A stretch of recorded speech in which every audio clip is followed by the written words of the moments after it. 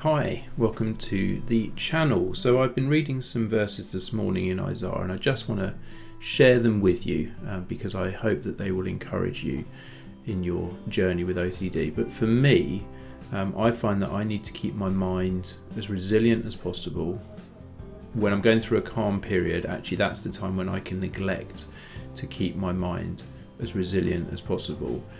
When the OCD inevitably strikes, if my mind isn't feeling strong, that's when it can kind of knock me for six and knock me sideways. So I find that preventative measures are super important and really healthy, and certainly from a spiritual perspective, this is absolutely crucial. So I'm just going to read some verses to you that actually really challenged me this morning. I'm just going to share them with you now. So it's in Isaiah 51, verses 12 and a bit of 13. So here we are. It says, I am the one who comforts you. Who are you that you should fear humans who die, or a son of man who is given up like grass? But you have forgotten the Lord your Maker, who stretched out the heavens and laid the foundations of the earth. Now that really, the line that really struck me there was in verse 13, where it says, but you have forgotten the Lord your Maker.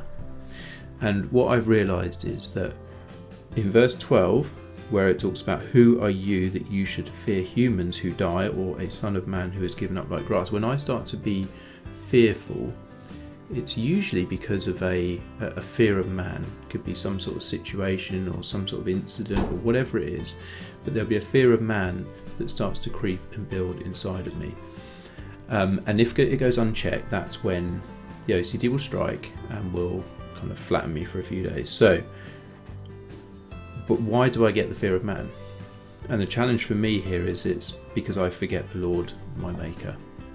I forget everything that He's done. I forget the power that He's got, how He's worked throughout history, that He is an awesome and amazing God.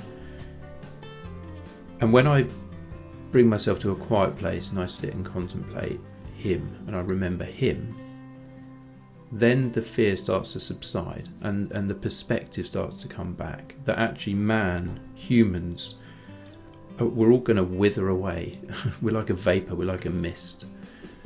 In the light of eternity, we have nothing to fear because we have God on our side. And then when you look back on the stories of what God has done throughout human history, He cares for His people very much, and He is a very powerful and very mighty God, and He has absolutely crushed fear and death.